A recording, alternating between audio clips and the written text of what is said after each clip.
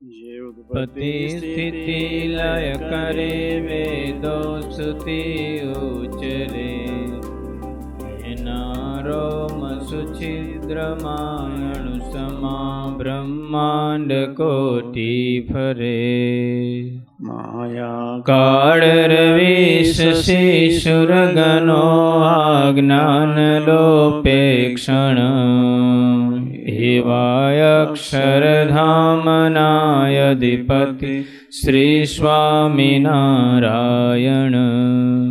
वाणी अमृत थे भरे मधुसमी संजीवनी लोकमा दृष्टि मां भरी दिव्यता निरखता सुदिव्य भक्तो बधा हइये हे तबर्यो मीठो जननी सुने हास्य मुखे वस्यु ते श्री ज्ञान योगिराज गुरु ने नित्य नमो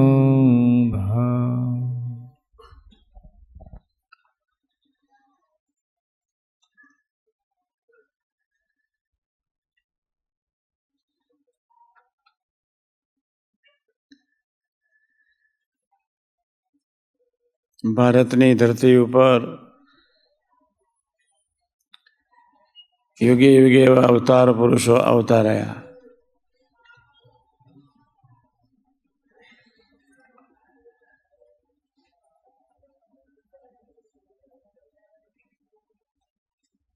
અમે ગામે ગામ ફરીને એક વાત કરીએ છીએ,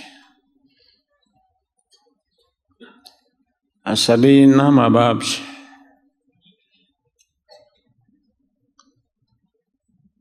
શરીરમાં રહ્યો એવો જે આત્મા એના પણ મા બાપ છે.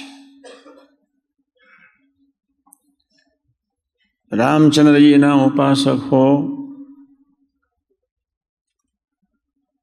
તો હનુમાન જેવા સંતની સાથે દોસ્તી બાંધવી પડે. ગુરુ એક દેખતી જીવતી વ્યક્તિ છે, એમાં ભગવાન સાંગોપાંગ બિરાજમાન છે, એક મીડિયમ છે. ભગવાન કિશનના ઉપાસક હો તો સુખદેવજી એવા સાધુ જોઈએ જોઈને જોઈએ છે.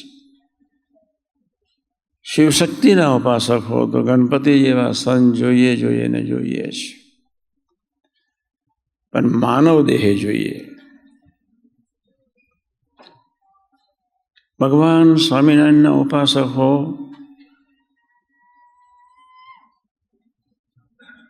ગુણાતીત પુરુષો શાસ્ત્રી મહારાજ, યોગી મહારાજ, કાકાજી, પપ્પાજી, મહાન સ્વામીજી, ડૉક્ટર સ્વામીજી,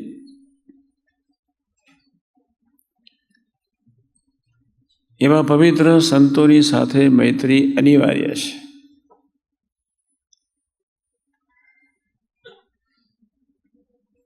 ભારતની સનાતન સંસ્કૃતિમાં આ દિવસ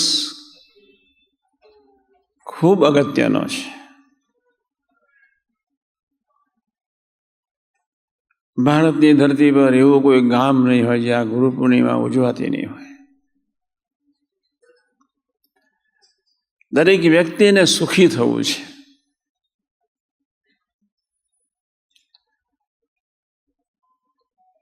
કદાચ મહેનત કરે તો કદાચ રોટલો મળે,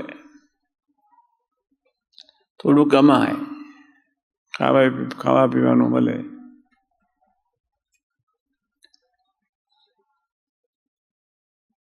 અને ગુરુ પૂર્ણિમા આપણે ઉજવીએ છીએ એની પાછળની ભાવના એટલી છે, આત્માને સુખી કરવો છે. આપણા આત્મા ઉપર કામ, ક્રોધ ને લોભ પડેલા છે. આપણા આત્મા ઉપર હઠ, માન ને ઈર્ષ્યા પડેલા છે. જ્યાં સુધી એ કચરો આત્મા ઉપર પડેલો હોય ત્યાં સુધી આપણે સુખી ન કહેવાઈએ. કામ, ક્રોધ ને લોભ, હઠ, માન ને ઈર્ષ્યા એવા જ્યારે પ્રભાવ આત્મા ઉપર હોઈએ ત્યાં સુધી આપણે આત્મીય થઈ શકીએ નહીં. ભગવદ ભાવથી સેવા ન કરી શકીએ, ભગવદ ભાવથી દર્શન ન કરી શકીએ.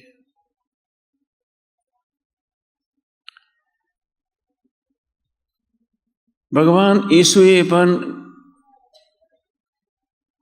પવિત્ર સંતોની વાત બાઇબલમાં કરી છે. સંત ફ્રાન્સિસ નામના સંત એક 12મી સદીમાં અદ્ભુત થઈ ગયા. Prayer is the only root cause for all happiness. પણ સંત જોઈએ. મોહમ્મદના ગયા પછી મંસૂર એવા જ એક ટોપ સાધુ હતા. સનાતન હિન્દુ ધર્મમાં આપણે બધા ખૂબ નસીબદાર છીએ. યુગે યુગે એવા અવતાર પુરુષો આવતા જ રહ્યા.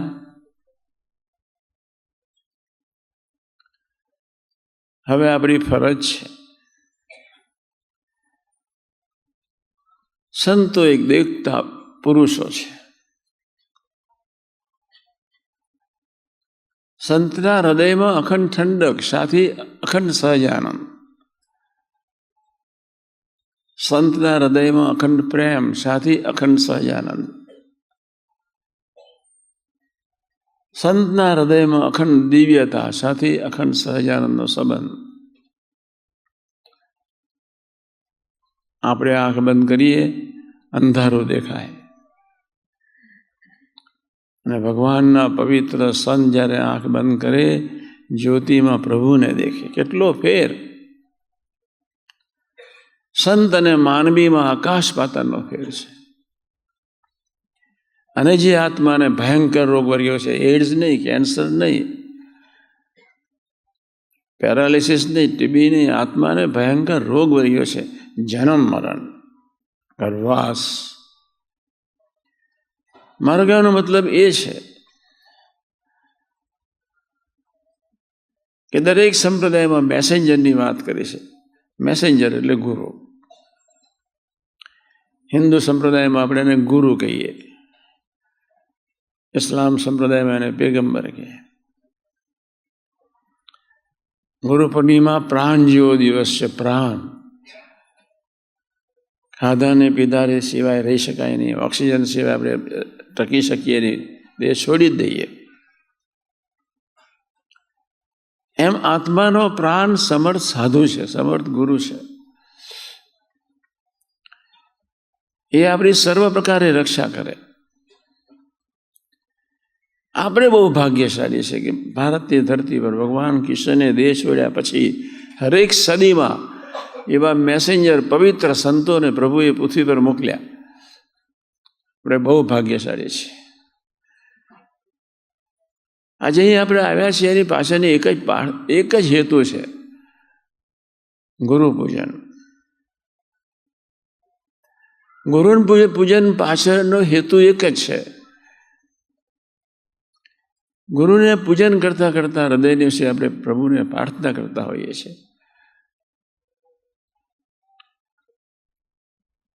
કે તમે અમારી રક્ષા કરશો.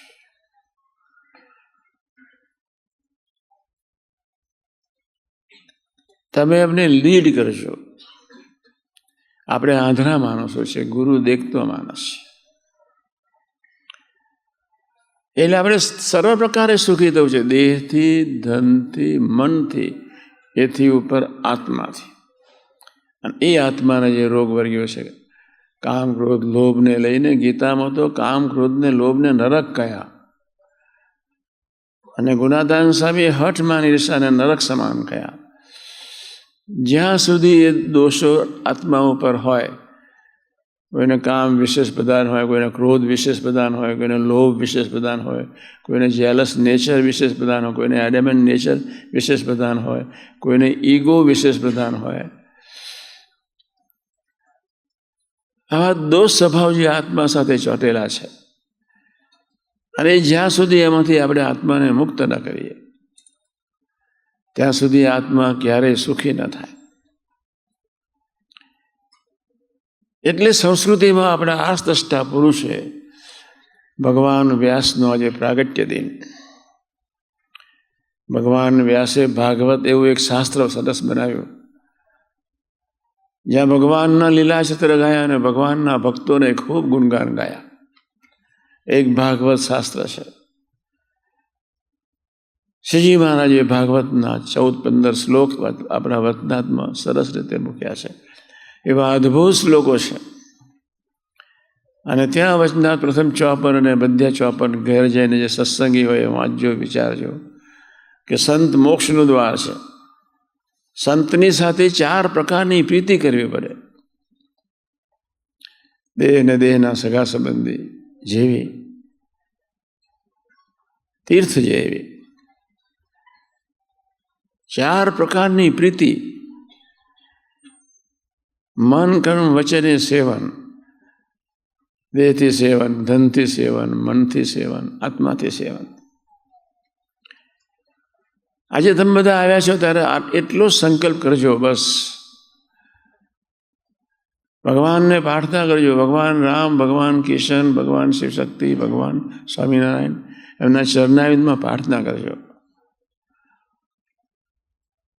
કે ભગવાનના સંત સિવાય અમારા જીવનમાં કોઈની સાથે કિંચિત પ્રીતિ ન રહે. બસ ભલે સમાજમાં રહો ને સમાજની સેવા કરો, દીકરા દીકરીઓની સેવા કરો.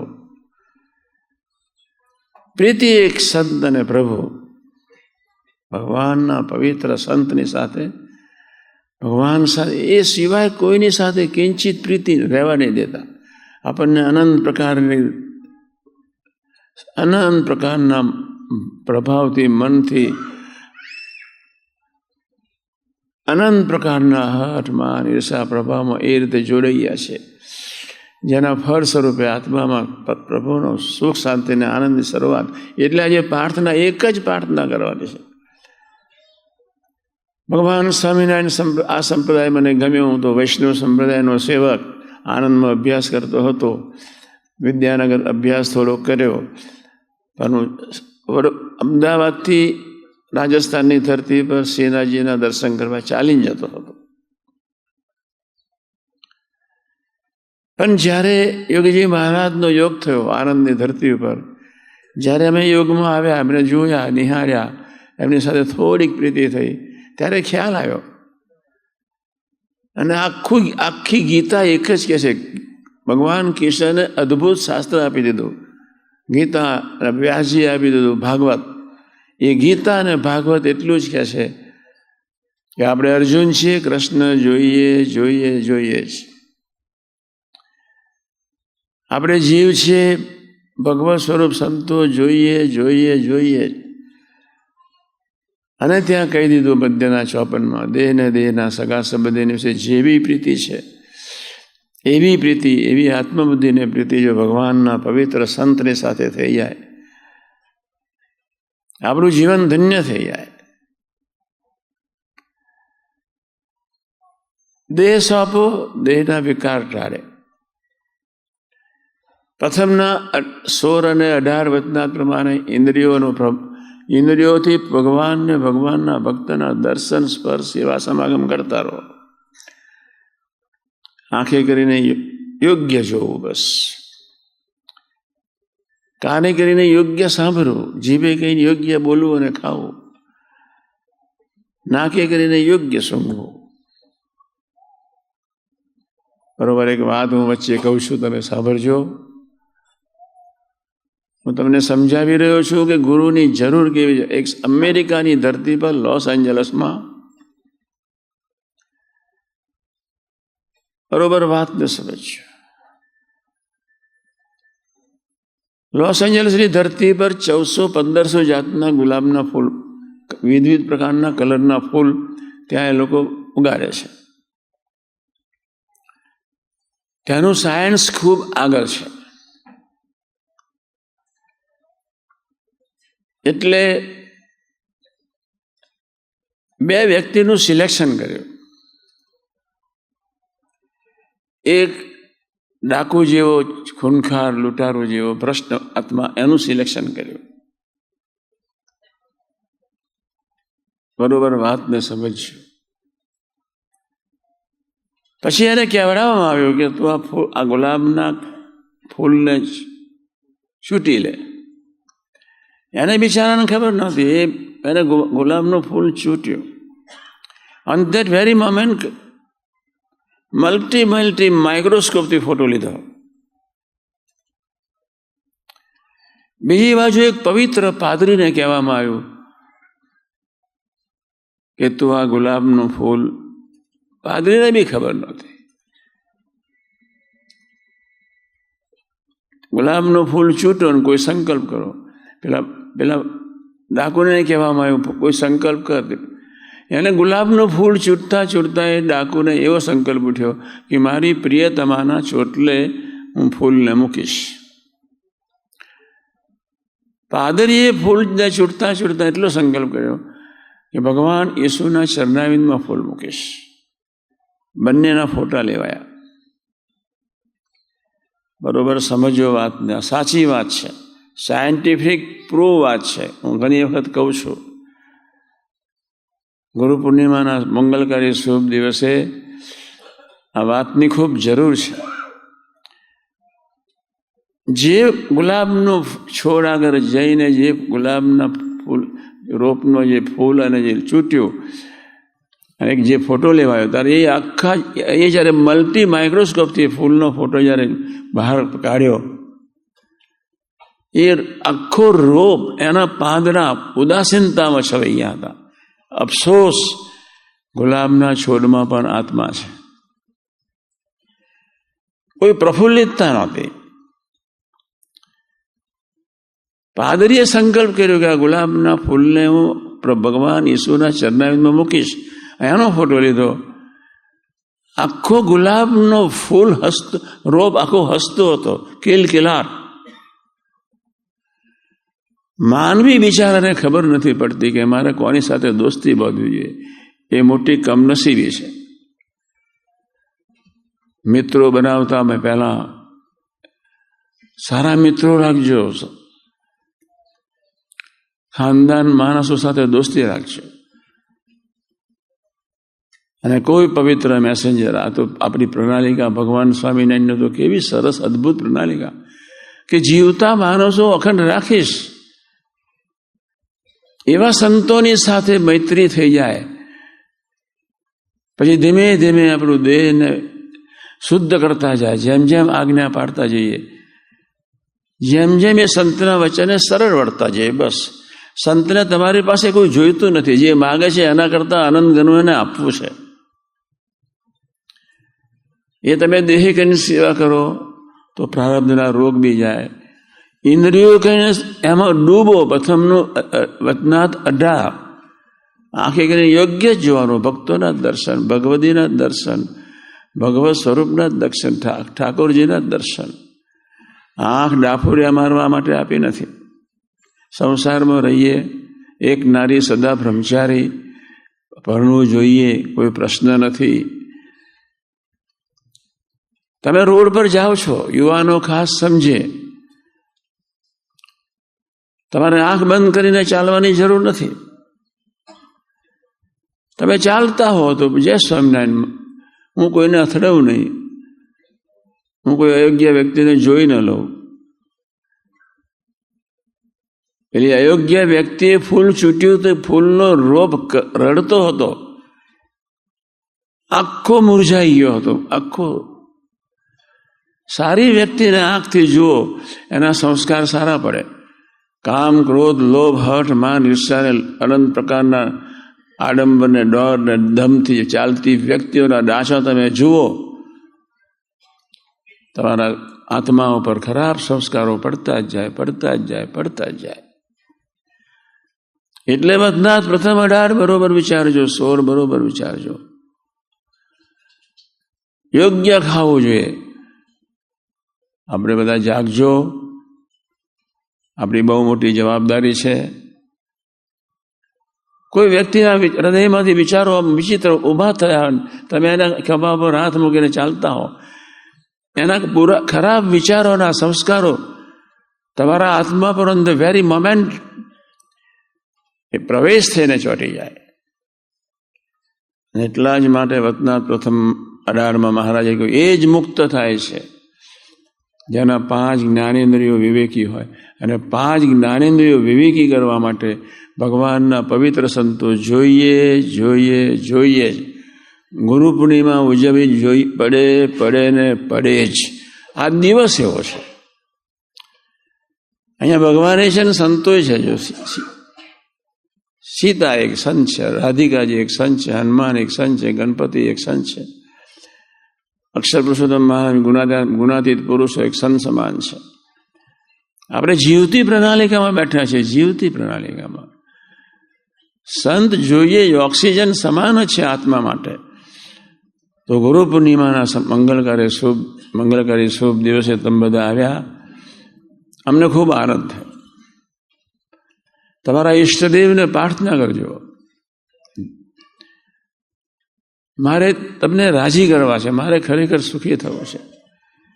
ધરતીનું એવું કોઈ શાસ્ત્ર નથી જ્યાં સંતની વાત ન કરી હોય. જેવું તો આ માણસો સાથે, એવા પુરુષો સાથે જો દોસ્તી થઈ જાય, ગુરુ પૂર્ણિમાનો એટલી અગત્યતા છે. પ્રભુનો મહિમા સમજવો હોય, એની સાથે સંબંધ કરવો હોય, એમને ઓળખવા હોય. એક નડિયાદના દીકરાની હમણાં વાત કરતો હતો. વિદ્યાનગરમાં ભણી, અમે બધા સાથે હતા, રમે ક્રિકેટના ગ્રાઉન્ડ પર સાથે. તોફાની બહુ એક દેસાઈ ભગો નડિયાદનો, એટલે જય સ્વામિનારાયણ, બહુ કાતિલ ઝેરીલો, જુરાજુરીને મારામારી. શું ખાવું શું પીવું બિચારાઓને ખબર નહીં. એની ઘરે હું કેટલી વાર જમી આવેલો દેસાઈ ભગામાં. પછી ધીમે ધીમે ધીમે બાપાના યોગમાં લઈ આવ્યો. પછી મેં એને ધીમે રહીને કહ્યું, તમને એક જ પ્રસંગમાં ગુરુનો મહિમા સમજાવી દઈશ, એટલે ગુરુની જરૂર છે. એક જ પ્રસંગ. યોગીજી મહારાજે મને કહ્યું કે 5-10 મિત્રોને લઈને આવો, આપણે ગોંડલમાં બહુ સાફસૂફી કરવાની છે. ખેતરા સાફ કરવાના છે, ઘાટ સાફ કરવાનો છે, અનાજ સાફ કરવાનું છે, બગીચા સાફ કરવાના છે. બધા તમારા મિત્રોને લઈને આવો. મને કે કેટલા મિત્રો લઈને આવશો? મેં કહ્યું તમે કહો એટલા. અમે તો 20-25 ટાબોરિયા પહોંચ્યા. જે છોકરાની હું વાત કરું છું એ દીકરો યોગીજી મહારાજનો હાથ પકડીને આમાં પગથિયા ઉતરતો હતો. દૂર બિચારી બહેનો રમના ઉપર બેઠી હતી, મંદિરના પગથિયા ઉપર બેઠી હતી. યોગીજી મહારાજ આમ ઉતરતા હતા, આંખ સીધી પેલા બહેનો તરફ સહેજ સ્ટ્રિંગલિંગ, સહેજ પૂરતું. પછી બાપાએ તો આંખ નીચે લઈ લીધી. આમ તો આમ સામાન્ય તો જુએ ને, પગથિયા ઉતરતા જોવું તો પડે. તો પેલા છોકરાને સંકલ્પ ઉઠી ગયો ખરાબ કે યોગી મહારાજ પણ બાપા પણ અમારી જેમ વિષય આંખથી ભોગવી લેશે. પાછો મારા શબ્દો સાંભળેલા, બધા યોગમાં રહેલા 2 વર્ષથી કોલેજમાં. એટલે બપોરે જમવાના આવે એટલે હું શોધવા ગયો. હું કેમ ના? કે અત્યારે પૂછીશ નહીં, નથી જમવું. સાંજે પછી જમવાની આવ્યો, પછી રાત્રે બેઠા. મેં એને પૂછ્યું આજે કેમ તું સવારે નહીં, સાંજના નહીં, રાત તું જમવાના આવ્યો? તારે એને મને ધીમે રહીને કહ્યું કે મેં આજે બહુ મોટું પાપ કર્યું છે. કે સ્વામીજી પગથિયાથી ઉતરતા હતા, એમની સામાન્ય નજરે તો જાય જ આવે, આમ તો આમ નીચે ઉતરતા આમ તો જોયે તો ખરા. એટલે સીધી પેલી સામે બિલાડા સ્ટેટ અને પાલી સ્ટેટની રાજસ્થાનના એ રાજકુંવરીઓ બધી એના બહેનો સાથે બધા 10-15 બહેનો ત્યાં રમના ઉપર બેઠા હતા. અને એ દીકરીઓ બધી જ અમારા મંદિરના કોઠારીની દીકરીઓની દીકરીઓ હતી. એની મા બી બેઠા હતા, બધા જ બેઠા હતા. અને એના એ દીકરીઓના દાદા મંદિરમાં કોઠારી. પછી પેલા દીકરા સાથે હું બેઠો રાત્રે. પછી રડ્યો મારી આગળ. પેલી દોસ્તી અમારી ખૂબ. મેં કહ્યું એક કામ કરવું પડે. ભલે તને ભૂલો સંકલ્પ ઉઠી ગયો, ખરાબ વિચાર ઉઠ્યો, પણ રાત્રિના બેહરીનો ભલે સુમાર થયો. જો બાપા જાગતા હોય તો આપણે અંદર જઈએ, ને તો કાલ સવારે પૂજા વખતે આપણે 2 પહોંચી જઈશું. 5:30 વાગે બાપા ઉઠે તે વખત આપણે 2 જણ પહોંચીને તું સ્વામીજીને 2 હાથ જોડીને પ્રાર્થના કરી લે કે સ્વામીજી મને તમારા માટે આવો ભૂલો સંકલ્પ ઉઠ્યો છે, પ્રાયશ્ચિત આપો.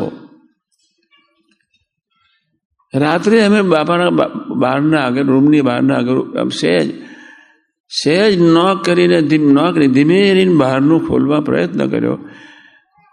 સ્વામીજીએ અવાજ આપ્યો, કોણ? અંદર આવો. અમે અંદર ગયા.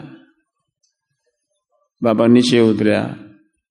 એ દીકરો બાપાના ખોરામાં ખૂબ રડ્યો, ક્રાઇડ લાગી ગયા, એટલું રડ્યો. સ્વામી કે તમને શું થયું? અક્ષર મંદિર ન રડાય, તારે મને બધું કહેવું જોઈએ, તું બોલ. એટલો પ્રસંગ કયો. સ્વામીજી એને કહે કે અમારી પર તો શાસ્ત્રીજી મહારાજની એવી બધી કૃપા છે. તેમને તો શાસ્ત્રી મહારાજ જ દેખાય, ભગવાન સ્વામિનારાયણ જ દેખાય.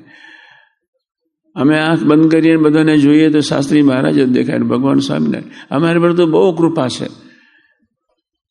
પેલો છોકરો રડતો કે સ્વામીજી તમે તો સંપૂર્ણ પુરુષ પવિત્ર દિવ્ય છો જ, પણ મારી મન બુદ્ધિ નકામા છે, ગંદા છે, મારા ચશ્મા નકામા છે, બધું જુદું દેખાય છે, કાળું ધોળું લાલ.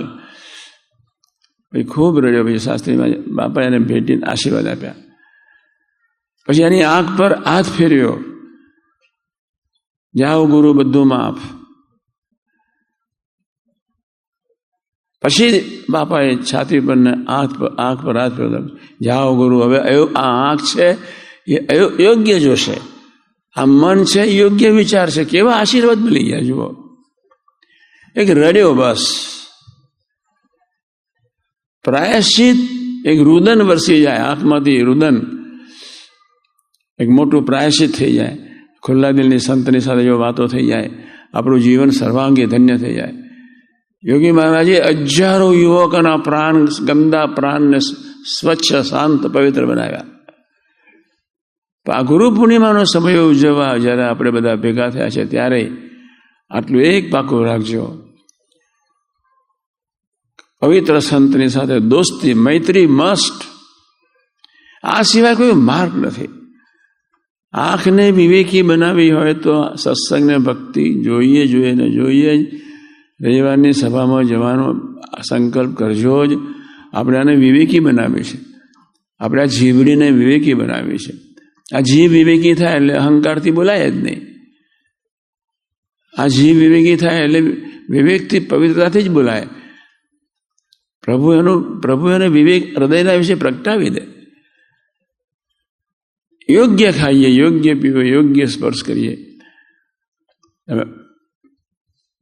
પેલી વાત પછી પેલી જે ગુલાબને છૂટ્યો પેલા ડાકુએ, ભ્રષ્ટ આત્માએ, એ ગુલાબ રડતો જ એટલો બધો દુઃખી પાદરા સાથે. અને જે ગુલાબનું ફૂલ પાદરી હતું એ આખું કેલકલાટ એના પાદરા હતા. અમેરિકામાં તો મલ્ટી ડાયમેન્શનલ ફોટા લેવાય છે. મોસ્ટ માઇન્યુટ, તમારા રૂવાડા ઉપર લાખો જીવ અંદર ખદબદે છે. અમેરિકન કેમેરાએ તમારા એક રૂવાડું છે અને એ રૂવાડામાં મોસ્ટ માઇન્યુટ વાયરસીસ પડેલા છે. તમારા આખા શરીરને મલ્ટી માઇક્રોસ્કોપથી જુઓ તો નરી ગંદકી જ દેખાય, જીવાત કશું જ છે નહીં. એવા મન બુદ્ધિ પર વિચિત્ર ખોરાકને લઈને, આહાર વિહાર યોગ્ય નહીં હોવાના પાપે કરીને, પ્રથમ 16-18 તરફ નજર નહીં હોવાના પાપે કરીને આપણા મન બુદ્ધિ એટલા બધા વિચિત્ર ભ્રષ્ટ થઈ ગયા હોય છે, જેના ફળ સ્વરૂપે ગુરુ પૂર્ણિમા ઉજવવી જોઈએ. આજે એટલો સંકલ્પ કરજો બસ. હે મહારાજ ને સ્વામી, હે શાસ્ત્રી મહારાજ, યોગી મહારાજ, કાકાજી, પપ્પાજી, મહારાજ, હે ભગવાન કિશન, હે ભગવાન રામ, હે ભગવાન શિવ શક્તિ, અમને એવી બળબુદ્ધિને શક્તિ આપજો જેના ફળ સ્વરૂપે અમે એવા ભગવાનના પવિત્ર સંતો સાથે દોસ્તી બાંધીએ, સરળ વર્તીએ બસ. મિત્ર માટે મરે, મિત્રની આગળ સરળ રહે. આપણે સરળ જ રહેવાનું છે. તમારી જેટલી સરળતા, તમારો જેટલો ભગવાનના પવિત્ર સંતના ચરણારવિંદમાં વિશ્વાસ. સરળતાનો બીજો અર્થ વિશ્વાસ, સરળતાનો બીજો અર્થ દાસત્વ, સરળતાનો બીજો અર્થ અધિકાર.